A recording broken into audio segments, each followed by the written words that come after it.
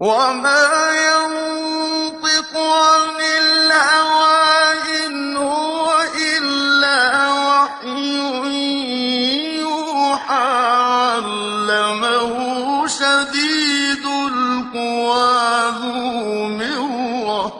بسم الله الرحمن الرحيم، والصلاة والسلام على أشرف المرسلين سيدنا محمد الأمين وعلى آله وصحبه أجمعين. اللهم اجمعنا عليك ولا تكلنا إلا إليك، أرنا اللهم الحق حقا وارزقنا اتباعه، وأرنا الباطل باطلا وارزقنا اجتنابه، واجعلنا من عبادك الصالحين وأوليائك المقربين برحمتك يا أرحم الراحمين.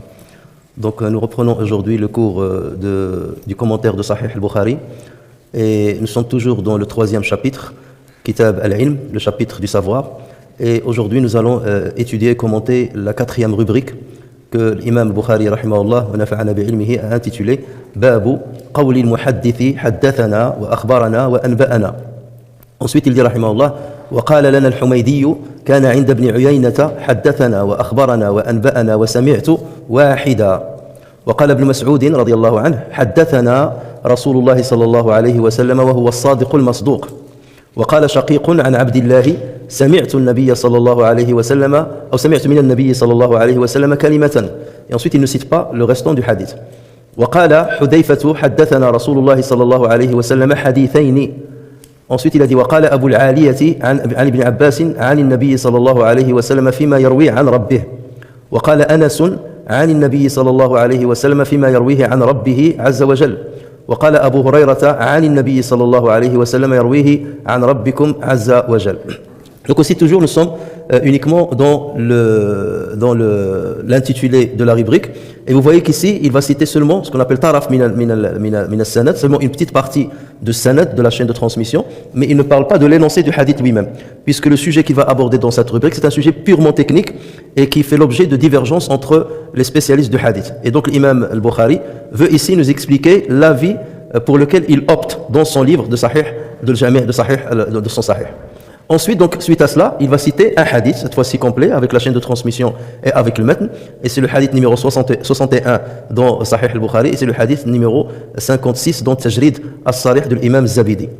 Donc, al-Bukhari, rahimahullah, dit حدثنا قتيبة بن سعد حدثنا إسماعيل بن جعفر عن عبد الله بن دينار عن ابن عمر قال رسول الله صلى الله عليه وسلم إن من الشجر شجرة لا يسقط ورقها وإنها مثل المسلم فحدثوني ما هي فوقع الناس في شجر البوادي قال عبد الله ابن عمر ووقع في نفسي أنها النخلة فاستحييت ثم قالوا حدثنا ما هي يا رسول الله قال هي النخلة.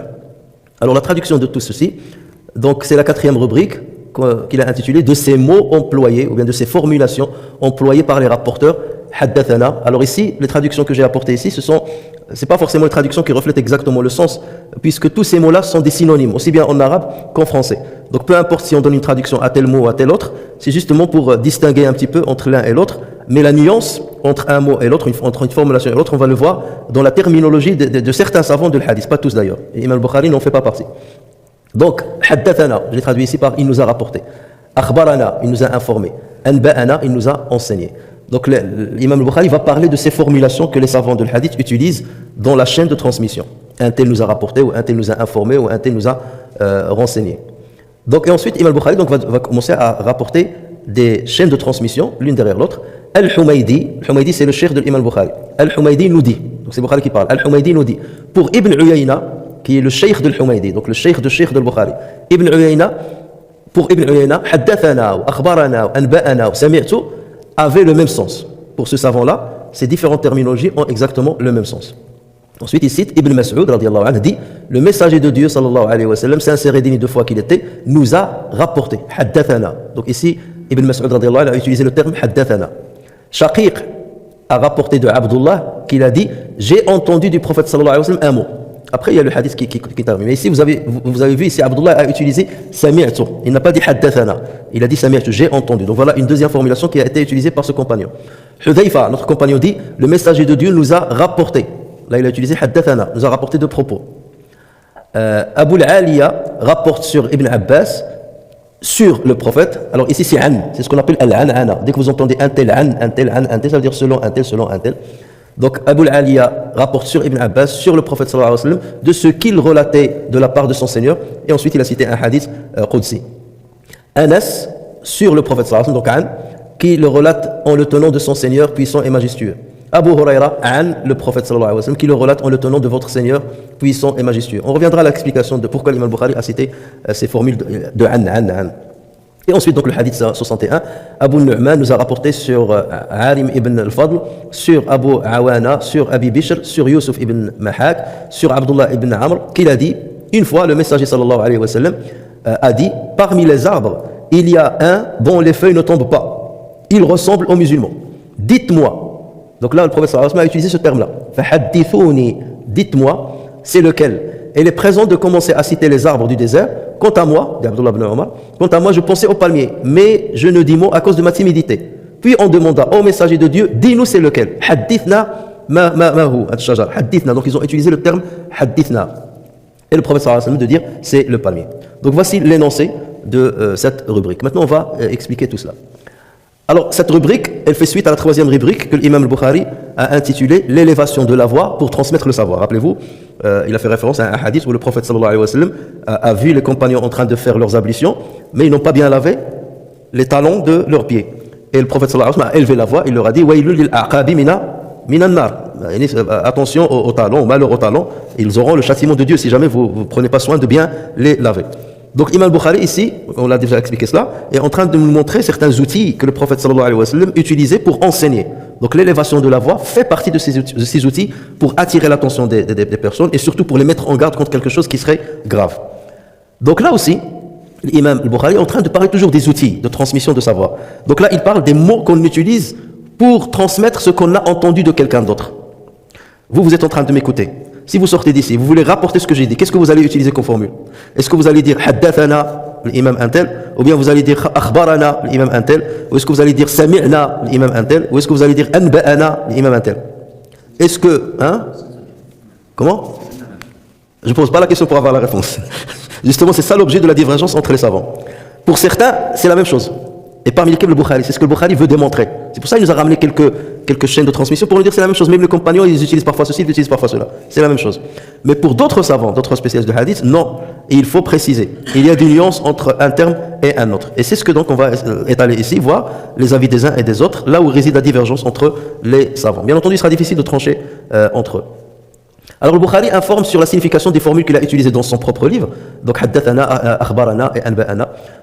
Et dans les sciences du hadith, cette question-là, ça fait partie, il relève d'un grand chapitre de l'ilm du hadith, qu'on appelle at-tahammulu wal-ada. At-tahammulu wal-ada, c'est un grand chapitre dans l'ilm al-hadith. At-tahammul, ça veut dire quoi at-tahammul? Comment tu vas acquérir le savoir.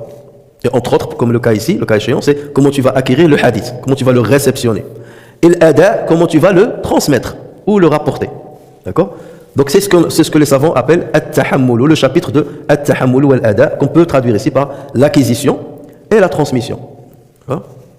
Alors tahammul, c'est quoi la définition de tahammul? L'acquisition, c'est l'acquisition du hadith de quelqu'un d'autre qu'on appelle ash-shaykh.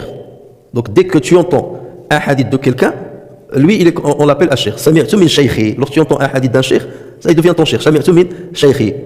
Avec une méthode, donc tu vas accepter, enfin tu vas acquérir en utilisant un terme acceptable, ou tu vas acquérir d'une manière acceptable. Je vais m'expliquer par exemple. Dans notre époque par exemple, on peut apprendre par YouTube par exemple. Donc est-ce que toi tu as le droit de dire j'ai entendu Cheikh Intel dire, alors que tu l'as vu seulement sur YouTube, tu n'as pas été à côté de lui. Ou bien il a utilisé Zoom pour une conférence. Est-ce que tu as le droit de dire akhbarani, il m'a informé ou il m'a renseigné. Donc vous voyez, ça c'est une méthode nouvelle de tahammul. Ce sont des nouvelles méthodes. Les savants, donc, déjà à l'époque, ils commençaient à parler. À partir de quand on parle de tahammul? Est-ce qu'il est acceptable ou il n'est pas acceptable? Donc il y a certaines catégories de tahammul qui sont acceptables par des savants et certaines autres catégories qui ne le sont pas. Dans l'acquisition, lorsque tu veux prendre un hadith, on exige de toi deux choses. Le discernement et la maîtrise. At-tamyiz wa ad-dabt. Qu'est-ce qu'on entend par at-tamyiz? Ça veut dire que tu es en capacité de déceler ce que tu entends. Par exemple, toi tu parles à un enfant qui a 2 ans. Tu lui dis, Qala Rasulullah, tu prends ton enfant qui a 2 ans, tu dis, Qala Rasulullah, un tel. Est-ce qu'on va dire que cet enfant a fait l'acquisition d'un hadith de son père? Là, il ne discerne pas. Et c'est là où les savants ils ont commencé à dire, à partir de quand on considère qu'un enfant peut acquérir le savoir, peut acquérir l'information. Et ensuite, on va voir à partir de quand il peut la transmettre. La majorité de ulama al-hadith, ils disent c'est à partir de 5 ans. L'âge minimal pour l'acquisition, c'est 5 ans. On considère qu'à partir de 5 ans, il y a tamyiz, il y a le discernement. Pour d'autres, ils disent même en dessous de 5 ans. Et c'est là où ils vont commencer à mettre des conditions pour dire est-ce que l'enfant a le discernement ou pas. Certains disent si l'enfant commence à distinguer entre un âne et une vache, c'est qu'il a le discernement. Voilà. Si par exemple tu lui montres la vache, c'est quoi ça? Il te dit bou'ou. C'est quoi l'âne? Bou'ou. Il ne discerne pas. Donc on dit l'acquisition n'existe pas chez lui. On n'accepte pas de lui l'acquisition. Certains disent lorsqu'il commence à compter de 1 à 20, du chiffre 1 au chiffre 20. Et d'autres ils disent à partir de 5 ans. En dessous de 5 ans, on ne parle pas. Au-dessus de 5 ans, on considère qu'il a le discernement et qu'il peut, donc par la suite, on va voir quand est-ce qu'il peut transmettre, accepter de lui la transmission. Sur quoi se sont basés les savants pour dire cela? Ils se sont basés justement sur un hadith qui a été rapporté justement par Al-Bukhari sur Mahmoud ibn al-Rabi' radiyallahu anhu. Mahmoud ibn al-Rabi' c'est un compagnon et il était jeune à l'époque du prophète sallallahu alayhi wa sallam, à Médine, et lui il rapporte un hadith dans lequel il dit عقلت من النبي صلى الله عليه وسلم مجة مجها في وجهي وأنا ابن 5 سنين من دلو. Donc il a dit je me suis rappelé alors que j'avais 5 ans que le prophète sallallahu alayhi wa sallam m'avait craché sur le visage une gorgée d'eau qu'il a prise dans un seau. En fait, il parle de comment le prophète sallallahu alayhi wa sallam manifestait sa sympathie et la plaisanterie avec les enfants. Le prophète sallallahu alayhi wa sallam était toujours en contact avec les enfants, il leur parlait. Et donc là, c'était un moyen de plaisanter avec eux. Il a pris un dalou, d'accord? Il a pris une gorgée d'eau et après, il l'a craché sur le visage de Mahmoud ibn al-Rabi'. Et ils s'en est rappelés, d'accord? Donc le Bukhari a rapporté ce hadith-là et il l'a considéré comme authentique. Donc il parle d'une information qui a été acquise, qui a été acquise par un enfant de 5 ans. Ce qui montre que l'imam Bukhari considère qu'à partir de 5 ans, on peut avoir at-tahammul, on peut commencer à acquérir. D'accord? Maintenant, la transmission, quand est-ce qu'on peut l'accepter d'un enfant? Est-ce qu'un enfant qui a entendu un hadith, est-ce qu'il a le droit de le transmettre? Ou bien est-ce qu'on accepte de lui lorsqu'il le transmet? Les savants disent non. Il faut attendre qu'il soit pubère pour qu'il fasse l'ada du hadith, pour qu'il transmette le hadith. Tant qu'il est enfant, on n'accepte pas de lui la transmission. Et on attend qu'il soit adulte pour qu'il nous raconte ce qu'il a acquis lorsqu'il était enfant. D'accord? Pourquoi? Parce qu'un enfant peut toujours mentir. Ça nous est arrivé ici même à la mosquée. Une fois, un enfant, il est parti chez sa mère, il lui a dit l'imam m'a frappé. Quel imam? Il a celui avec le tarbouche rouge de la mosquée. Alors que j'étais même pas là le week-end. Donc, ses parents, ils ont dit oui, voilà, l'imam, il a frappé mon fils. Une information d'un enfant de ce genre, je parle d'informations sérieuses, de savoir, c'est pas des choses de ce genre. Mais les savants, ils disent non, on accepte de lui, c'est-à-dire on considère que l'information est fiable, mais à condition qu'il ne la transmette que lorsqu'il est pubère. Pourquoi? Parce qu'il sait que lorsqu'il devient pubère, il sait ce que c'est que la gravité de rapporter un mensonge sur le prophète sallallahu alayhi wa sallam. D'accord? On peut étudier sa fiabilité, sa piété. Et donc à partir de là, il ne peut pas raconter n'importe quoi. Mais tant qu'il n'a pas atteint l'âge de puberté, il n'est pas responsable. Donc même s'il raconte un hadith, on ne le prend pas en compte. S'il rapporte le même hadith une fois adulte, il n'y a pas de problème. Ils disent aussi, est-ce qu'on peut accepter l'acquisition de quelqu'un qui a reçu un hadith alors qu'il était mécréant? Les savants ils disent non. Tant qu'il est mécréant, on n'accepte pas de lui al-ada, la transmission. Parce qu'on ne peut pas croire à sa véracité. Mais en revanche, s'il se convertit à l'islam et il raconte une science ou une information qu'il a acquise lorsqu'il était mécréant, dans ce cas, on le croit. Et rappelez-vous du hadith de Abu Sufyan radiyallahu anhu. Rappelez lorsque Abu Sufyan a été en Syrie avec un groupe et que, en Palestine plus précisément, et que Qaysar l'a convoqué. Et il lui a dit, qui est d'entre vous l'homme le plus proche de ce Mohammed? Il lui a dit moi. Il lui a dit, mets-toi devant et les autres mettez-vous à l'arrière, je vais lui poser des questions et vous me dites si, à travers votre regard, si ce qu'il a dit est vrai ou pas. Ce hadith-là, quand est-ce qu'Abu Sufyan l'a rapporté? Après sa conversion. Est-ce qu'on l'a pris en compte ou pas? On l'a pris en compte. La preuve, c'est que le Bukhari l'a rapporté. D'accord? Dans le chapitre de Bad al-Wahy, le début de la révélation. Mais supposons que Abu Sufyan il était encore mécréant et qu'il a rapporté ce hadith-là, est-ce qu'on l'accepterait de lui? Pas du tout. Tant que tu es mécréant, on ne prend pas de toi les hadiths sur le prophète sallallahu alayhi wa sallam. Une fois que tu te convertis, tu deviens fiable. Dans ce cas, on peut accepter de toi la transmission d'un hadith que tu as entendu d'un événement, que tu as entendu de l'époque où tu n'étais pas croyant. Donc vous voyez la précision des savants pour filtrer les hadiths et ne pas courir le risque de rapporter quelque chose qui serait mensongère. Maintenant, qu'est-ce que c'est que l'ada? L'ada, c'est la transmission d'un hadith à quelqu'un qu'on appelle talibul hadith. Donc il y a sheikh et il y a talib, l'élève, on va le traduire par l'élève. Donc ada, on va lui transmettre le hadith. Là, ça s'appelle al-ada. Et là aussi, il y a des exigences que les savants mettent en avant pour accepter la transmission. Il y a deux grandes exigences. D'abord la fiabilité, la adala, et ensuite la maîtrise, ad-dabt. Alors la adala, quand est-ce qu'on parle de l'adala? L'adala, d'abord, il faut que la personne soit musulmane. Deuxième condition, il faut qu'il soit pubère. Troisième condition, il faut qu'il jouisse d'une bonne raison. C'est pas quelqu'un qui est majnoun, qui est fou, là, qui a un handicap mental. Il faut qu'il soit exempt de perversité. C'est pas un pervers, sinon on n'accepte pas sa transmission. Ou de tout ce qui faillit au sens de la dignité. Ce que les savants appellent khawarimu al-muru'a. Et ça aussi c'est un chapitre. Quels sont khawarim al-muru'a? Les choses qui faillissent à la dignité. Les choses-là, il y a certaines choses sur lesquelles il y a consensus, certaines choses qui changent d'une société à une autre selon les coutumes, ou d'une époque à une autre. Les choses autour desquelles on est d'accord, par exemple quelqu'un qui commet des péchés, des graves péchés. Ça casse sa dignité. À partir de là, on n'accepte plus de lui le hadith. Il y a certaines choses à propos desquelles il y a divergence entre les savants. Par exemple, à l'époque, on disait quelqu'un qu'on voit manger dans la rue, il prend un sandwich, il mange dans la rue, on ne prend pas le hadith de lui. Il n'a pas de dignité, cette personne-là. Ou là, quelqu'un qui ne se protège pas lorsqu'il veut uriner ou quelque chose comme ça, il ne se met pas loin des regards. Comme ce qu'on voit parfois dans nos sociétés. Il vient n'importe où, il se met derrière un mur. Là. Même maintenant, il s'arrête en pleine rue, en pleine route. Donc, il te dit, c'est pas un péché peut-être, mais ça touche à sa dignité. Donc, c'est pas un homme qui est digne de confiance. On ne prend pas de lui le hadith.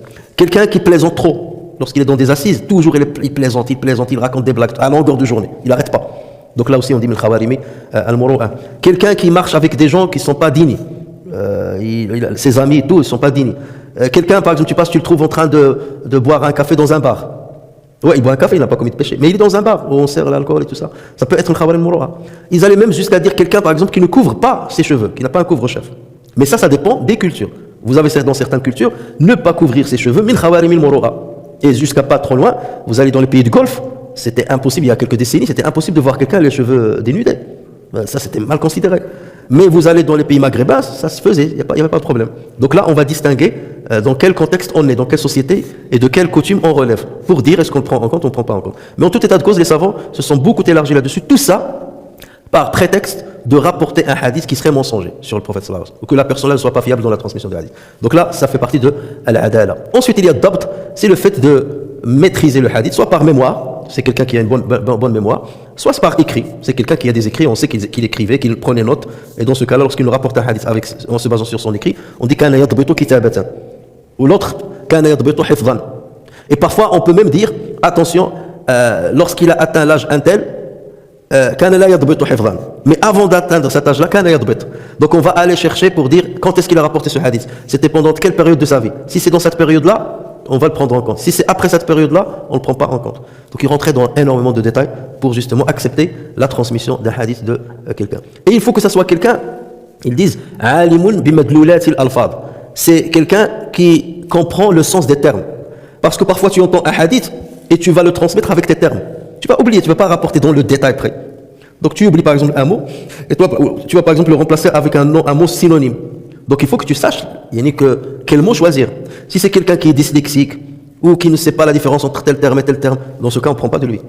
Donc non, c'est quelqu'un qui maîtrise l'arabe et qui maîtrise la transmission. Donc même si à la limite il change l'énoncé, il ne le change pas énormément. Il garde le sens général de l'énoncé. Parfois tu as un fa qui se rajoute, un tha, un thumma, donc des petits détails comme ça ne gêne pas. Mais lorsque je commence à donner d'autres mots avec mes mots-là, ça peut changer complètement le sens du hadith. Et donc ce cas il faut faire attention. Alors après les savants ils parlent de ce qu'ils appellent turuqu at-tahammuli wal-ada. Quelles sont les voies de l'acquisition et de la transmission? Il y a plusieurs voies de l'acquisition et de la transmission. Quelles sont ces voies-là? La majorité des savants disent qu'il y en a 8. Il y a 8 voies pour tahammul et al-ada. Et ces voies-là, c'est ce qu'on appelle, et ces voies-là vont engendrer des formulations.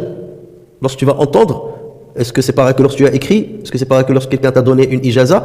Donc selon la voie avec laquelle tu as acquis, lorsque tu veux transmettre, tu dois utiliser des termes bien spécifiques.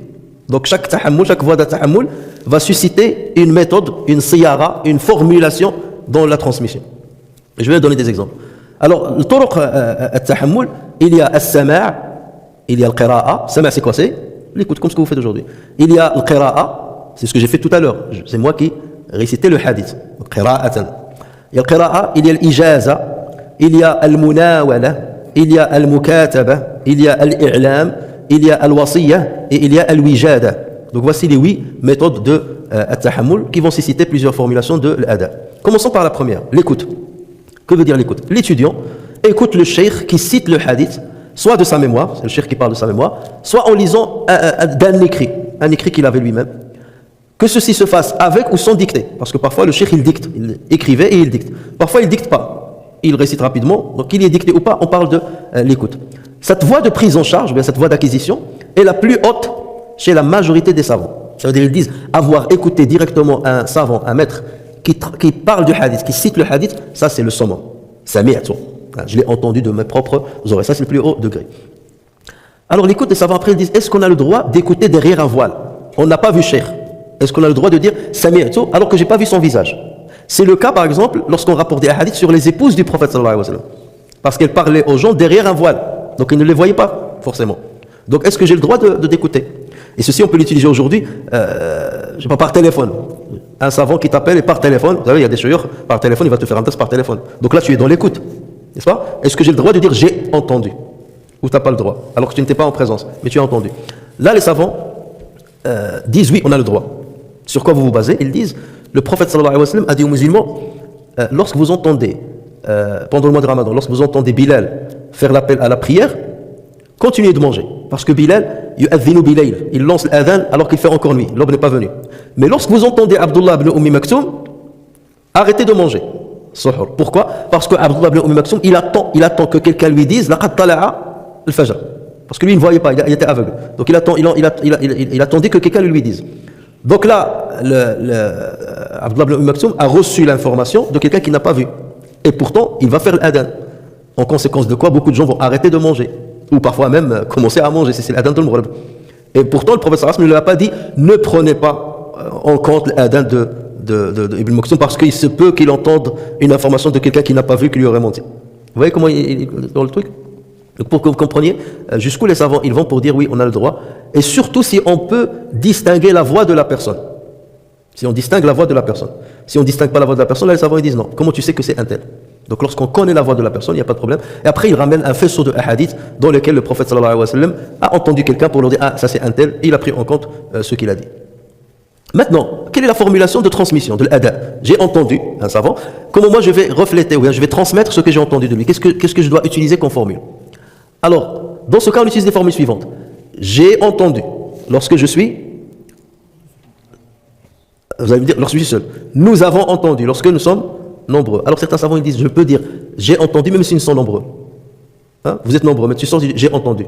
Tu n'as pas, d'accord? Mais si vous êtes, si tu es un seul et tu sors, si nous avons entendu là que tu étais tout seul, là ça ne concorde pas.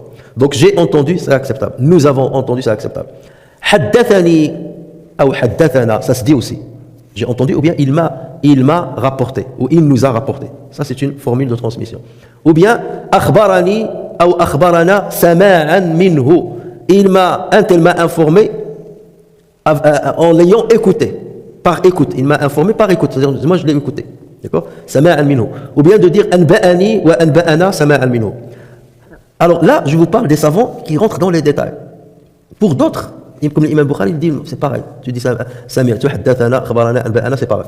D'autres non, ils rentrent dans ce détail. Sami'tu, ou bien haddathani, ou bien akhbarani sama'an minhu, anba'ani sama'an minhu. Cette précision, ils disent qu'elle est importante. Alors certains savants, comme l'imam al-Khatib al-Baghdadi, rahimahullah, qui est mort en l'an 463 de l'Hégire, les savants-là, ils hiérarchisent les différentes formulations. Ils ne les mettent pas à pied d'égalité. Ils disent que certaines formulations sont supérieures à d'autres. Donc par exemple pour eux, j'ai entendu sami'tu, pour eux est plus élevé en degré que il m'a rapporté. Parce que ça veut dire que tu as entendu. Il m'a rapporté, tu ne sais pas. Peut-être qu'il t'a rapporté par écrit. Il n'a pas parlé, c'était par écrit. Ou peut-être c'est quelqu'un d'autre qui récitait devant lui et tu as dit il m'a rapporté. Le cheikh m'a rapporté, mais c'est quelqu'un qui lisait, ce qu'on appelle le mustamli. C'était lui qui est. C'est ce que vous voyez dans beaucoup de. Lorsque vous allez à Médine ou quelque chose comme ça, vous voyez le cheikh il est sur la chaire et il y a un qui récite. Avec celui qui récite, on l'appelle le mustamli. Et le cheikh il commente. D'accord? Donc là, certains savants ils disent tu as le droit de dire Sami'tu Cheikh al-Fulani. Tu ne vas pas dire Sami'tu al-Mustamli, celui qui récite. Sami'tu Cheikh parce que Cheikh est témoin, il est là. Il écoute. Ou bien Akhbarani Cheikh, même si ce n'est pas lui qui a parlé. C'est le Mustamli qui a parlé. Celui qui dicte ce qu'il y a dans le livre. C'est pour ça qu'on l'appelle Mustamli. J'ai l'imla. L'imla, ça veut dire la dictée. Le Mustamli, celui à qui on demande de dicter ce qu'il y a dans le livre. Ou bien ce qu'il y a dans sa mémoire. Et Cheikh, il écoute. Par exemple, Imam Malik, il a un Mustamli qui va réciter quoi? Muwatta. Son Muwatta. Et dans ce cas, tu peux dire Imam Malik m'a rapporté. Pour certains savants. D'autres, il va te dire, tu n'as pas le droit de dire Sami'tu parce que c'est pas l'imam Malik qui a. Tu dis rapporté, mais tu dis pas Sami'tu parce que c'est pas lui qui parle. D'autres ils disent non, c'est pareil. Pour l'imam Bukhari, il dit c'est pareil. Que tu dis Sami'tu, Akhbarani, Anba'ani, c'est pareil. C'est là, vous allez me dire c'est des petits détails, mais oui, c'est ça. C'est ça, le hadith. Ça rentre dans des détails que vous ne pouvez même pas imaginer. C'est pour ça qu'on ne peut pas venir et remettre en cause ce travail-là, ou critiquer ce travail, les gens qui disent ouais, le Bukhari c'est n'importe quoi, ainsi de suite, ou les savants de hadith c'est n'importe quoi. Hadith c'est très important, c'est comme aujourd'hui maintenant, vous avez des diplômes. Aujourd'hui, qui me dit que tu es docteur? Tu vas sortir un diplôme. L'université Intel m'a donné un diplôme. J'ai soutenu ma thèse et il y avait un comité de jury. Un comité de jury composé de 4 personnes. Donc c'était ça qui donne la valeur à l'acquisition du savoir de chaque personne. À l'époque, les musulmans, ils ont précédé tout le monde dans ce domaine-là. C'était leur méthode d'acquisition. Comment celui-là a acquis? Et comment on va lui donner quelque part un certificat ou attester qu'il a transmis une bonne information ou qu'il est un savant? Tout ça, c'est pour protéger les sciences islamiques et pour protéger l'héritage islamique, notamment l'héritage scripturaire tel que le Coran et la Sunna du prophète sallallahu alayhi wa sallam. Et justement parce que certains, ils disent al-akhbarani, parfois il s'utilise même lorsque le cheikh te donne une ijaza. Il t'a donné une ijaza pour rapporter sur lui le hadith. Même si tu ne l'as pas entendu de lui directement, tu peux dire akhbarani, al-cheikh un tel que. Alors que c'est seulement dans une ijaza. Il t'a donné l'autorisation de transmettre sur lui, mais tu ne l'as pas entendu de lui directement le hadith. Et vous avez parfois les savants, lorsqu'ils font confiance à des élèves à partir d'un certain niveau, il va par exemple lui réciter seulement le premier et le dernier hadith du livre.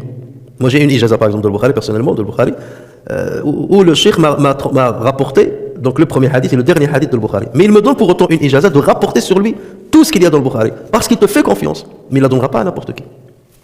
Tout ça c'est pour préserver. Aujourd'hui on est plus dans le baraka, mais à l'époque lorsqu'il n'y avait pas des livres, il n'y avait pas des imprimeries, c'est très important de savoir le terme qu'a utilisé la personne. Est-ce que c'est écrit, est-ce que c'est par écoute, est-ce que ceci, est-ce que cela. La deuxième voie d'acquisition, c'est al-qira'atu ala al-shaykh, la lecture sur le shaykh. Et la majorité des savants la qualifient de l'ard, al-ardu ala al-shaykh. Donc l'élève concerné qui va transmettre, l'élève concerné, ou un autre élève présent à l'assise, qu'on appelle le mustamli, récite devant le cheikh les hadiths, soit de sa mémoire, soit à partir d'un livre. Et en cas de besoin, le cheikh le corrige ou fait des commentaires sur le hadith. C'était la méthode, par exemple, exclusive de l'imam Malik, rahimahullah. Il ne récitait jamais lui-même le Muwatta. Même lorsque Harun al-Rashid lui a demandé, il lui dit, est-ce que tu peux me lire le Muwatta? Il lui a dit, non, c'est pas moi qui lis. Toi, tu lis, et moi, j'acquiesce ce que tu lis. Mais jamais moi, je ne récite le Muwatta. Il y a des savants qui ont opté pour cette méthodologie parce qu'ils considèrent qu'elle est plus fiable que si c'était eux qui récitent. Et là, il y a divergence aussi entre savants. Alors, pour certains savants, tels que l'imam Malik, les savants de Médine, les savants de Koufa, ainsi que l'imam Bukhari, comme je l'ai souvent dit, cette voie est similaire à celle de l'écoute. Il dit ces deux voies, l'écoute et la lecture sur le cheikh sont au même niveau. Il n'y a pas une qui est supérieure à l'autre. Donc, il y a cet avis-là. Il y a certains qui disent l'écoute est supérieure à la lecture. L'écoute directement de cheikh est supérieure à la lecture sur cheikh. Et il y a certains qui disent l'inverse. La lecture sur cheikh est supérieure à l'écoute de cheikh. Et chacun va argumenter. Les premiers vont te dire, lorsque cheikh a parlé lui-même, a récité le hadith lui-même, ça c'est supérieur au fait que quelqu'un d'autre était en train de réciter devant lui. Parce que c'est lui qui parle. Et lorsqu'il parle, donc il est conscient de ce qu'il dit. Donc ça a plus de force que si c'était quelqu'un qui récite, et cheikh peut-être qu'il est dissipé. Et il réfléchit à son fils qui est malade, ou elle réfléchit à sa femme qui a mal préparé le repas, ou quelque chose comme ça. D'accord? Donc ils disent non, donc c'est pour cela que vaut mieux que ce soit cheikh qui cite. D'autres ils disent non, c'est l'inverse. Ils disent parce que le cheikh il a une grande responsabilité lorsque c'est le mustamli qui récite. Et il est là pour le corriger. Et c'est vrai, nous on fait parfois des lapsus, même dans le khutbah. Combien de fois je réécoute mon khutbah et je vois des lapsus dans le grammaire. Lorsque tu parles, tu ne fais pas attention à certains petits détails. Mais en revanche, lorsque c'est quelqu'un d'autre qui parle, là je fais attention à certaines erreurs. D'accord? Donc certains ils disent l'ard est plus important que as-sama'. Ça reste une divergence entre les savants. Tant qu'on ne connaît pas de quels savants il s'agissait, lorsqu'on sait qu'ils sont les savants qui disent ça, donc on rentre dans les détails. Lorsqu'on ne sait pas, il n'y a pas besoin de rentrer dans les détails. Cette fois-ci, les formulations de transmission, je dis qara'tu ala fulan, j'ai récité sur un tel, ou qara'na ala fulan, ou bien quri'a ala fulan wa ana asma'. On a lu devant Cheikh un tel alors que j'entendais. Quri'a ala fulan wa ana asma'. Ou bien akhbarani fulan bi qira'ati. Un tel m'a rapporté, mais à travers ma lecture sur lui. Il m'a rapporté, mais à travers ma lecture sur lui. Moi, je lisais, et lui, il acquiesçait, donc c'est comme s'il m'a informé. Donc, vous voyez les précisions là? Akhbarani bi qira'ati, ou bien akhbarana qira'atan wa ana asma'. Ou bien haddathani bi qira'ati alayhi, ou bien haddathana qira'atan alayhi wa ana asma'. Toutes ceci sont des formulations de transmission. Siyaru al-ada. Siyaru al-ada. L'imam al-Zuhri c'est le cheikh de l'imam Malik. Imam al-Zuhri, l'imam Malik, l'imam al-Bukhari, la majorité des savants de l'Hijaz, ça veut dire la Mecque et Médine, les savants de l'Koufa utilisent des formulations de la même manière, comme j'ai dit. Toutes ces formulations pour eux ils sont les mêmes. Haddathana, akhbarana, anba'ana, sami'na, pour eux c'est la même chose. En revanche, il y a des imams qui distinguent entre une formulation et une autre. Parmi ces imams, il y a l'imam Shafi'i, il distingue. Imam Muslim, lui aussi, il distingue. Ainsi que la majorité des savants de l'hadith. Donc l'imam al-Bukhari ne fait pas partie de cette majorité, paradoxalement. Mais la majorité des savants de l'hadith, ils rentrent dans ces détails-là. Ils mettent des nuances entre les formulations. Troisième méthode d'acquisition, c'est l'ijaza. L'ijaza, c'est l'autorisation de transmettre. Ça veut dire le cheikh te donne une permission orale. Il peut te dire ajaztuka ou bien ujizuka an tuhadditha anni kitaba, مثلا كتاب الموطأ. ujizuka an tuhadditha anni ou an tarwiya anni, ujizuka an tarwiya anni الكتب الستة, ujizuka an tarwiya anni kada. Donc il précise. Donc il le fait d'une manière orale. Tu ne peux pas mentir et dire ou bien d'une manière écrite, c'est encore mieux. Donc il autorise d'une manière orale ou écrite à son élève la transmission d'un hadith ou d'un livre ou une partie d'un livre ou d'un écrit rédigé qu'il a rédigé lui-même ou qu'il a rapporté sur ses maîtres. Alors l'autorisation rapidement, parce que c'est une chose qu'on entend souvent, l'ijaza. L'autorisation elle a 4 piliers. Il y a ce qu'on appelle al-mujiz, c'est le maître qui va donner l'autorisation. Il y a al-mujazulah, c'est l'élève qui va recevoir l'autorisation, le mujazu lahu. Et il y a al-mujazu bihi, ça c'est l'objet de l'ijaza. Je te donne l'autorisation de quoi? Sur quel livre, sur quel hadith? Donc ça c'est le mujazu bihi. Et ensuite il y a sira de l'ijaza. Que va dire le cheikh dans la formulation pour donner l'ijaza? Et là je ne rentre pas dans beaucoup de détails, c'est seulement pour vous donner un petit peu quelques bribes concernant ce grand chapitre de ilm al-hadith. Alors l'autorisation se donne à des personnes qui sont versées dans l'acquisition du savoir. Et on ne donne pas à un ignorant, ijaza. À la base, on ne donne pas. Malheureusement, on voit dans notre époque, parfois, on donne à n'importe qui. Tu viens, salam alaikum, cheikh alaikum salam. Est-ce que tu peux me donner une ijaza, s'il te plaît? Oui, vas-y, je te donne une ijaza. Oui. Bon, maintenant, c'est pas grave, parce que d'abord, tout est consigné.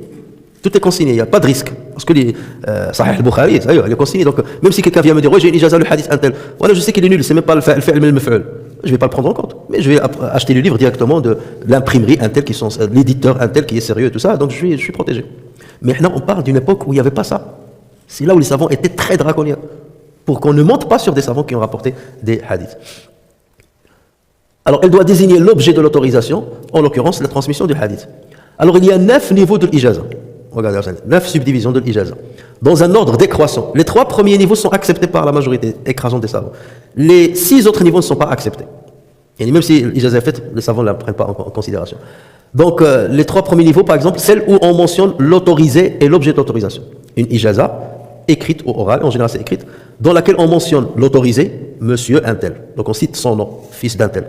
Et on cite l'objet de l'autorisation. Ajaztuhu, je lui donne l'autorisation de transmettre sur moi le livre un tel. Donc j'ai cité les deux. Ça c'est le plus haut degré. Deuxième degré en dessous, lorsque Cheikh dit par exemple à l'élève, Ajaztu laka aw lakum jami'a masmu'ati wa marwiyati. Je t'autorise à rapporter sur moi tout ce que j'ai entendu de mes maîtres. Mais je ne cite pas qu'est-ce que j'ai entendu de mes maîtres. Je ne cite pas les livres. Kulla marwiyati wa kulla masmu'ati. Mais je n'ai pas précisé. Donc là, c'est un degré en bas. Lorsque tu vas parler, on va te dire, mais qui me dit qu'il parlait de ce livre-là? Parce qu'il a dit tout ce que j'ai rapporté. Mais moi, je ne sais pas. Alors que lorsqu'il s'est précisé, là, ça a plus de valeur. Mais lorsqu'on connaît Cheikh, lorsque le Cheikh est connu, on sait quels sont ses marwiyat, le masmou'at, on les connaît. Il a enseigné tes livres, il a enseigné tes livres, il a enseigné tes livres. Donc lorsqu'il dit à quelqu'un, ajaztu li Zayd, tous mes livres, les savants, les gens, ses élèves, ils savent les livres un tel. Mais supposons que c'est un cheikh qui n'est pas connu, ou là plusieurs temps après, dans ce cas, le degré, il diminue. Mais malgré cela, on l'accepte. Parce qu'en général, les chouïrs, on connaît leur marwiyat. Troisième degré, c'est lorsqu'il dit ajaztu li kulli man laqiyani, ou li kulli man qara'a alayya al-ilma, ou li man adraka zamani. Là, c'est un degré moins. J'ai donné l'autorisation à tous ceux qui m'ont rencontré de rapporter sur moi. Ou à tous ceux qui existent dans mon époque, tant que je suis vivant. Vous voyez? Alors jusque-là, vous voyez, le degré il est un peu bas. Et certains l'acceptent. Et vous avez des degrés encore plus bas qui ne sont pas acceptés par les savants. Comme lorsqu'il te dit ajaztuka, je te donne l'autorisation ainsi à tes enfants qui sont vivants. Ou bien ajaztuka ainsi qu'à tes enfants qui vont venir. Ils ne sont pas encore nés. Hein? Donc il y a même ça. Et parfois les gens parlent baraka, il va dire donne-moi une ijaza ainsi qu'à mon enfant pour que tu sois dans une chaîne de transmission qui va jusqu'au prophète sallallahu alayhi wa sallam. Donc là on est plus dans le baraka, dans la bénédiction que dans la transmission réelle du savoir. C'est pour ça que le savoir ils sont sur ce genre de ijazat, ils ne sont pas tout à fait d'accord. Mais les deux premiers degrés là, il n'y a pas de problème. Troisième, on commence déjà à baisser dans le niveau. Alors les formulations ici par lesquelles on transmet l'ijazat, donc je dis ajazani ou bien ajazana un tel. Fulan, il m'a autorisé. Ou bien akhbarani ou akhbarana ijazatan. il a akhbarani avec une ijaza. Ou bien haddathani, ou haddathana lorsqu'on se met en groupe, ijazatan, avec une ijaza. D'accord? Donc, comme je vous avais dit, tout ce que nous rapportons ici, de Sahih al-Bukhari, il y a une ijaza jusqu'à l'imam Bukhari, jusqu'au prophète sallallahu alayhi wa sallam. Donc, vous êtes dans la chaîne de transmission continue jusqu'au prophète sallallahu alayhi wa sallam. Et par deux ijazas différentes. Quatrième méthode, c'est la remise, ce qu'on appelle al-munawala. Alors, lorsque le cheikh, là je vais assez vite, lorsque le cheikh remet à son élève le livre, ou une partie de livre qu'il a rapporté, ou une copie de ce livre rédigé par lui-même, ou par quelqu'un de ses élèves, il le remet à son... Donc j'ai le livre par exemple d'Imam Malik, il prend son muwatta et il le remet, qu'il a rédigé lui-même, ou qu'un de ses élèves a rédigé et qu'il a vérifié. Et après il prend ce livre-là et yunawiluhu, il le remet à un autre élève. D'accord? Et il lui dit, je t'autorise à transmettre sur moi ce qu'il y a dans ce livre-là. Donc c'est comme si c'est une ijaza, sauf que là il lui a donné le livre entre les mains. Le livre lui-même. C'est même pas tu copies sur moi là. Le livre je te le donne dans la main. Ça veut dire que je l'ai vérifié le livre là. C'est le mien, je l'ai écrit. Ou un de mes élèves de confiance l'a écrit. Ou quelqu'un l'a écrit, je l'ai vérifié. Et là, je te le donne entre les mains. Donc je t'autorise à transmettre ce qu'il y a dans ce livre. L'élève peut également ramener une copie du livre qu'il a lui-même copié pour demander à cheikh de la lire, de la corriger et de la lui remettre. Munawalatan. D'accord? Tu viens, tu dis, bah, j'ai copié tout le livre, est-ce que tu peux me le... Parce qu'à l'époque, il n'y avait pas l'impression. Les imprimeurs et tout ça. Donc les gens, ils écrivaient. Et la formulation dans ce cas-là, il faut dire Nawalani fulan fima ajazani bih. Nawalani, il m'a donné un livre pour lequel il m'a donné une ijaza, une autorisation de transmettre. Ou bien haddathani, ou bien akhbarani fulan bil munawalati wal ijaza. Et il m'a donné l'autorisation. Il m'a donné le livre dans les mains et il m'a donné une autorisation pour transmettre ce qu'il y a dans ce livre. C'est pour ça qu'on parle de munawala wal ijaza en même temps. Cinquième voie, c'est al-mukataba. C'est que le cheikh écrit avec sa propre écriture. Et on doit connaître son écriture. Si on ne la distingue pas, on dit non, je ne prends pas encore. Donc il doit écrire avec sa propre écriture ou celle d'une tierce personne, qu'on connaît, à son élève, les hadiths qu'il a acquis ou qu'il a, avec ou sans autorisation de transmettre. D'accord? Donc il va lui écrire. Et ça arrive souvent lorsque un élève envoie une lettre à un cheikh. Et l'autre, il lui répond par lettre. Il est dans un autre pays et il lui répond avec une lettre qu'il lui adresse. Donc dans ce cas, il va l'écrire et on voit l'écriture de cheikh ou l'écriture d'un élève très proche de cheikh, à qui cheikh il fait confiance, pas n'importe quel élève. Et donc là aussi, on dit kataba ilayya fulan wa ajazani. Un tel m'a écrit et il m'a autorisé de transmettre. Ou bien il m'a écrit mais il m'a pas donné l'autorisation de transmettre. Ça peut exister. Ensuite, la sixième voie, c'est l'annonce, qu'on appelle l'i'lam. Alors le cheikh informe son élève qu'il a entendu tel ou tel hadith sans lui donner l'autorisation de transmettre. Il donne un dars et il dit je vous informe que j'ai rapporté le livre de l'imam Muslim d'un cheikh un tel. Mais je n'ai pas donné l'autorisation à ce que vous transmettiez. Donc là, je vous ai seulement mis au courant que j'ai rapporté ces hadiths, ce livre-là, sur des shuyukh. Je l'ai annoncé. Mais je n'ai pas donné une autorisation de le transmettre. Donc là, vous l'avez entendu. Donc vous allez dire cheikh un tel, haddathana i'laman. Il nous a transmis i'lan, par information qu'il a entendu ce hadith-là. Mais il ne nous a pas dit le détail du hadith. Il ne nous a pas transmis, il ne nous a pas donné une ijaza ni rien du tout. Et la formulation dans ce cas, donc on dit a'lamani fulan, ou bien haddathani fulan bil i'lam, ou bien akhbarani fulan bil i'lam. Septième méthode, c'est le testament, le wasiya. Et dans ce cas, le savant, le maître, avant de mourir ou avant de voyager, il écrit un testament, wasiya, dans lequel il va écrire je laisse ce livre ou une partie d'un livre que je rapporte sur mes maîtres à mon élève un tel, fils d'un tel. Donc l'élève n'est pas là, mais il laisse une wasiya pour lui. Lorsqu'il vient, vous lui donnez cette wasiya que je lui donne de transmettre à des. Donc là, on dit wasiyatan. Et certains savants, comme l'imam Ibn Sirin, rahimahullah, qui est mort en l'an 110 de l'Hégire, qui est mort en l'an 110 de l'Hégire aussi, un célèbre tabi'i, si vous vous rappelez. Hassan al-Basri. Donc Ibn Sirin, selon une version, et Abu Qilaba, qui est mort en 104 de l'Hégire, autorise ce genre d'acquisition et de transmission, tandis que d'autres savants ne l'autorisent pas, comme Ibn Salah. Ibn Salah, il dit non, un testament n'est pas considéré comme une ijaza. Donc là, le degré, il est bas. Donc vous voyez, Ibn Salah, il est très... Ibn Salah, lorsque vous parlez d'Ibn Salah, c'est comme si vous parlez de Ibn al-Jazari في القراءات. Salah, c'est une sommité, notamment في المصطلح الحديث. Le huitième, c'est la dernière, c'est l'wijada, la trouvaille. L'wijada, c'est quoi? C'est lorsque l'élève trouve le livre du cheikh ou un écrit des hadiths rédigés par ce dernier, par cheikh, sans avoir entendu de lui, sans ijaza et sans remise. Et ça arrive souvent avec les élèves des shuyukh, comme le fils de l'imam Ahmed, Abdullah. Donc Abdullah, lorsqu'il a grandi, il a trouvé des livres que son père, Ahmed ibn Hanbal, avait rédigés lui-même. Donc lui, il va dire, j'ai trouvé ces livres avec les hadiths de mon père. Donc je ne les ai pas entendus de lui, il ne m'a pas donné une ijaza, il ne m'a pas donné ce livre-là, munawalatan, il ne m'a pas fait une wasiya, Mais dans ces affaires, j'ai trouvé le livre là. Donc là, on dit, je transmets wijadatan, ou bien akhbarani wijadatan, et par trouvaille. Mon père a rapporté ce hadith par trouvaille, que j'ai trouvé dans ses livres. Et c'est pour ça qu'on dit wajadtu ou qara'tu, j'ai lu bi khatti fulan ou fi kitabi fulan bi khatti. J'ai lu le livre d'un tel ou j'ai lu avec l'écriture d'un tel sur le livre que le hadith là ou bien l'information là. Donc vous voyez comment les savants mettre les catégories, la précision. Donc là, on est dans, comme je vous ai dit, les attestations, la remise du diplôme, des choses comme ça. Et c'est après, avant la compilation. Tout ça, c'est avant la compilation. Lorsque le savant qui va faire la compilation veut écrire, il va rentrer dans ces détails-là. Comment tu as entendu? Est-ce que comment il t'a dit exactement? Est-ce qu'il a dit Sami'tu? Est-ce qu'il a dit Namouna Walatan? Est-ce que Kitab Hasan? Et ces détails sont très importants avant de valider ou ne pas valider un hadith. Et bien entendu, comme j'ai dit, on exige pour la prise en compte de la trouvaille que le manuscrit soit de l'écriture reconnue de cheikh en question. Des gens qui reconnaissent son écriture. Sinon, on ne prend pas en compte la validité de la transmission. Il dit, ah oui, j'ai trouvé un livre, mais montre-moi l'écriture. Ou ces élèves en général, ils doivent connaître l'écriture de cheikh. Si on ne la reconnaît pas, on ne prend pas en compte. Alors maintenant qu'on a terminé ça, on va rentrer dans ce qu'a écrit l'imam Bukhari dans cette rubrique. Donc, باب قول المحدث أخبرنا, rubrique de ces mots employés par les rapporteurs حدثنا أخبرنا أنبأنا. Et donc l'imam al-Bukhari, il a rapporté, comme je vous ai dit tout à l'heure, des débuts de chaîne de transmission de certains hadiths pour nous dire le sens est le même. Ah ouais, par exemple, il a rapporté ce hadith là. Donc là, il a dit déjà, le Humaydi, mon cheikh al-Humaydi, ça c'est le Bukhari qui parle, mon cheikh al-Humaydi, nous a dit que notre cheikh, que son cheikh Ibn Uyayna, qui est une grande sommité, pour lui, les termes sont les mêmes. حدثنا أخبرنا أنبأنا وسمعت, c'est la même chose. Donc le Bukhari te dit, moi, je me calque. S'il a écrit ça, ça veut dire qu'il se calque avec cet avis. Il adopte cet avis. Vous voyez, il n'a pas cité mon avis, dire mon avis c'est ça. Mais comme il a dit, mon cheikh m'a rapporté que Ibn Uyayna a dit ça, ça veut dire que je suis de cet avis. Donc si vous trouvez chez moi dans mon livre, Haddathana Anba'ana Akhbarana Sami'tu, alors je peux jongler entre ces différentes formulations, pour moi c'est la même chose. Contrairement à Muslim. Muslim non.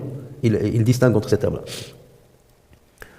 Et cet avis, comme j'ai dit tout à l'heure, c'est l'avis de grands imams aussi, les 4 imams. L'imam al-Hakim dit que les 4 imams, Abu Hanifa, Ahmed ibn Hanbal, Shafi'i et Malik, sont de cet avis-là. Imam Zuhri, comme j'ai dit tout à l'heure, Ibn Uyayna, Yahya ibn al-Qattal, la majorité des Hijaziyyin, comme j'ai dit tout à l'heure, et des Kofites, ainsi que les Maghrébins aussi. Donc les Maghrébins, donc la Tunisie, en l'occurrence la Tunisie, l'Algérie, le Maroc, l'Andalousie, ils sont de cet avis-là. Ils considèrent que c'est la même chose. Toutefois, comme il a été vu, la majorité des savants de hadith, parmi lesquels Muslim, considèrent que chaque formule a une signification particulière. Je rappelle ici, Haddathana, ils disent, lorsque tu entends Haddathana chez Muslim, ça veut dire que le hadith est prononcé par Cheikh lui-même. Si tu vois Muslim dire Haddathana, le Cheikh a dit. C'est pas un élève qui a lu. Contrairement à Al-Bukhari. Akhbarana, lorsque vous entendez Akhbarana, il y a même Muslim, ou chez la majorité des muhaddithin, ça veut dire que le Cheikh était assis et c'est quelqu'un d'autre qui dictait. Dans ce cas, ils vont dire Akhbarana. Ils ne vont pas dire Haddathana ou Sami'ana. Hein? Non, on parle de chacun. Bukhari, lui, il va dire Haddathana, Akhbarana, pareil. Mais dès que vous voyez Muslim, Haddathana, vous saurez que c'est Cheikh qui l'a cité. S'il dit Akhbarana, c'est quelqu'un d'autre qui récitait, Cheikh était là. C'est chez Muslim. Le Bukhari, si tu vois Haddathana, Akhbarana, tu ne peux pas distinguer. Pour lui, c'est la même chose. Il peut utiliser, pour lui, c'est des synonymes. Donc, il peut utiliser l'un comme l'autre. Le Muslim et la majorité, non. Et il y a divergence sur la hiérarchisation entre ces deux formules elles-mêmes. Et ainsi que j'ai entendu. Je ne vais pas rentrer dans les détails, en tout cas, mon but c'est seulement que vous voyez la complexité des choses et les détails dans lesquels les savants sont rentrés pour justement protéger la parole rapportée sur le prophète sallallahu alayhi wa sallam. Et tout ce qui se rapporte de l'inba, ceci ne concerne que celui qui a obtenu une ijaza. Lorsqu'on dit anba'ana, ça veut dire qu'il a une ijaza. On dit par exemple chez Muslim. Anba'ana, ça veut dire qu'il a une ijaza.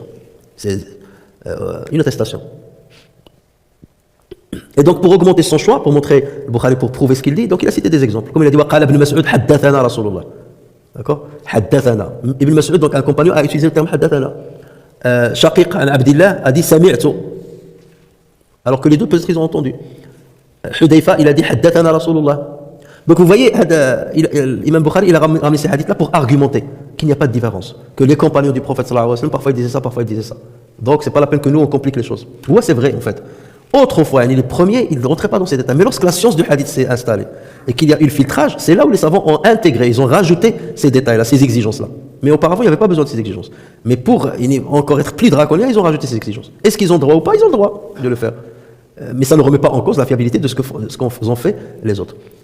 Et les hadiths là qu'il a cités, les chaînes de transmission qu'il a citées ici, on les trouve dans d'autres chapitres. Et la suite du hadith. Là, il a cité que la chaîne de transmission. Mais le hadith, l'énoncé du hadith, ça se trouve dans d'autres chapitres. Ici seulement, il a pris quelques exemples. Donc la critique qu'on peut apporter, c'est qu'au niveau étymologique, ces termes ont sensiblement le même sens pour les compagnons ou le rapporteur. Certes, comme a dit Imam Bukhari. Mais avec le temps, les spécialistes du hadith avaient raison d'instaurer des nuances dans les formulations de transmission afin de mieux authentifier les hadiths. Voilà. Donc le Bukhari, on va lui dire oui, ce que tu dis c'est vrai, mais au niveau étymologique. Mais au niveau de la terminologie dans les sciences du hadith, c'est bien d'avoir fait ces nuances-là. Ça nous donne encore plus de précision. Néanmoins, cette divergence ne remet aucunement, ça c'est ce qui est le plus important, cette divergence ne remet aucunement en cause la procédure générale de l'authentification du hadith. C'est pas parce qu'on a dit que le Bukhari pour lui ses formulations sont les mêmes que ces hadiths ont une faiblesse. Non. Parce que déjà les conditions qu'il cite sont tellement draconiennes qu'il n'y a pas de risque qu'il y ait un hadith faux. D'accord ? Donc là, c'est seulement des détails qui sont venus se greffer chez certains savants pour avoir plus de certitude. Mais l'authentification, la procédure d'authentification, elle est draconienne chez lui. Pour lui, c'est un détail qui ne pèse pas lourd dans l'authentification. Ensuite, donc, l'imam Bukhari, je termine par ça, a cité trois chaînes de transmission dans lesquelles il y a l'an'ana. L'an'ana, c'est an. Donc il a dit Qala Abu al-Aliyah, an ibn Abbas, an al-Nabi. Had'an, c'est pareil que haddathana ou sami'tu. Ça veut dire qu'il y a un lien. D'accord ? Qu'il y a un lien. Donc pour l'imam Bukhari, l'an'ana pareil que haddathana, lorsqu'on dit an. Il a cité plusieurs exemples, et même il a cité des exemples où, par exemple ici, Anas, an al-Nabi fima yarwihi an rabbih. Le prophète, lorsqu'il a rapporté sur son Seigneur. Or, est-ce que le prophète sallallahu alayhi wa sallam, lorsqu'il rapporte un hadith qudsi, lorsqu'il dit un hadith qudsi, il rapporte sur la parole le sens de ce que dit Dieu. Mais la parole elle est choisie par les termes sont ceux du prophète sallallahu alayhi wa sallam. Mais le sens, par exemple, illa siyam fa huwa li wa ana ajzi bih. Ça c'est Dieu qui parle. Ou qui a choisi ce terme-là, illa siyam fa innahu li wa. C'est le prophète sallallahu alayhi wa sallam qui l'a choisi. Mais le sens, il vient de Dieu. Lorsque dans ces hadiths-là, on dit le prophète sallallahu alayhi wa sallam a rapporté sur son Seigneur, est-ce qu'il l'a fait directement ou pas? Ou par un intermédiaire? L'intermédiaire de qui? De Jibril. Mais il n'est pas cité dans la chaîne de transmission. N'est-ce pas? Il n'est pas cité dans la chaîne de transmission. Est-ce qu'il y a besoin de le citer? Parce que c'est évident. Parce que Jibril, est-ce que Jibril est fiable? Est-ce que Jibril peut mentir? Donc est-ce qu'il y a besoin de le citer? Lorsqu'on dit le prophète, Dieu a dit. Est-ce qu'il y a besoin de dire Jibril m'a dit que Dieu a dit? Il n'y a pas besoin de le citer. Vous allez me dire, mais c'est pourquoi ce détail-là? Ce détail est important. C'est que les savants, ils disent Marasilu as-sahaba. Le hadith al-mursal, c'est quoi le hadith al-mursal? Lorsque vous avez un successeur, comme par exemple Hassan al-Basri qui dit le prophète sallallahu alayhi wa sallam a dit. Or, Hassan al-Basri n'a jamais vu le prophète sallallahu alayhi wa sallam. Donc dans ce cas, on dit hadithun mursal. Mursal. Il manque dans la chaîne de transmission l'intermédiaire qu'il y a entre Hassan al-Basri et le prophète sallallahu alayhi wa sallam. Oh, il y a beaucoup de divergences entre les savants. Est-ce qu'on accepte marasil ou pas? Certains disent les grands tabi'un acceptent leur marasil, d'autres non, d'autres ils disent non, c'est faible. Mais un sahabi qui dit le prophète sallallahu alayhi wa sallam a dit.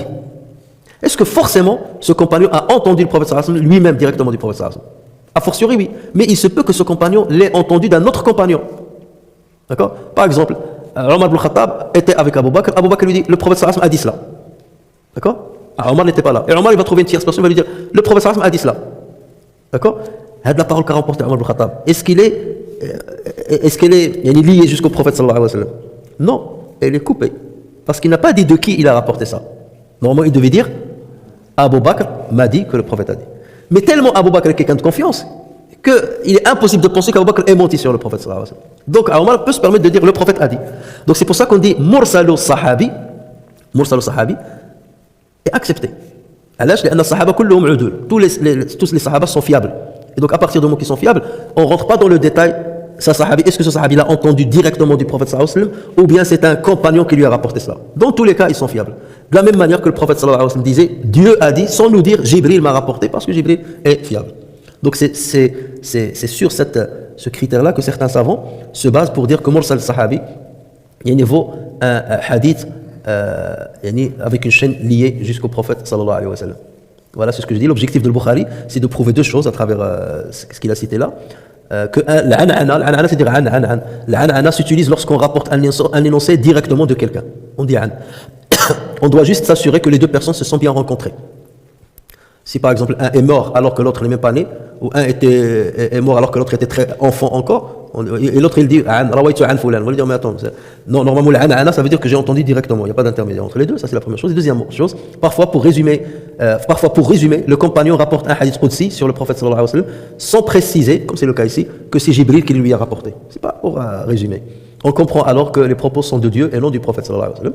Et on comprendra également que les propos que le prophète sallallahu alayhi wa sallam a rapportés de Dieu ont souvent été révélés par le biais de Jibril alayhi salam, même si le prophète sallallahu alayhi wa sallam ne l'a pas cité. Et pour terminer, cet argument est, comme je viens de dire, est utilisé par les savants pour dire que le mursal d'un compagnon est valide, car ce compagnon est celui qui éventuellement lui a rapporté les propos du prophète sallallahu alayhi wa sallam, sont tous les deux fiables. Donc il n'y a pas besoin de rentrer dans le détail de qui il l'a rapporté. Qu'est-ce qui reste maintenant à faire? C'est de connaître, de nous attarder sur le hadith 61 qu'il a cité dans cette rubrique. Sauf que le Bukhari, ce hadith-là de l'arbre, à propos duquel le prophète sallallahu alayhi wa sallam a posé la question, le même hadith, l'imam al-Bukhari va le rapporter dans la rubrique qui va suivre. Tout de suite va suivre une autre rubrique dans laquelle l'imam al-Bukhari va nous dire que le maître, l'imam, il peut poser des questions pour tester ses élèves. Et il va rapporter le même hadith. C'est pour cela que je ne vais pas l'expliquer dans cette séance. Inch'Allah, la semaine prochaine, on essaiera de l'expliquer, puisqu'il l'a rapporté deux fois, avec deux chaînes de transmission différentes, et il n'y a pas beaucoup de divergence entre les deux hadiths, les deux énoncés, et donc on laissera Inch'Allah pour la prochaine fois, afin d'expliquer ce hadith-là. نفعني الله وإياكم بالقرآن الكريم وبحديث سيد الأولين والآخرين وغفر الله لي ولكم ولسائر المسلمين سبحانك اللهم وبحمدك أشهد أن لا إله إلا أنت أستغفرك ونتوب إليك سبحان ربك رب العزة عما يصفون وسلام على المرسلين والحمد لله رب العالمين بارك الله فيكم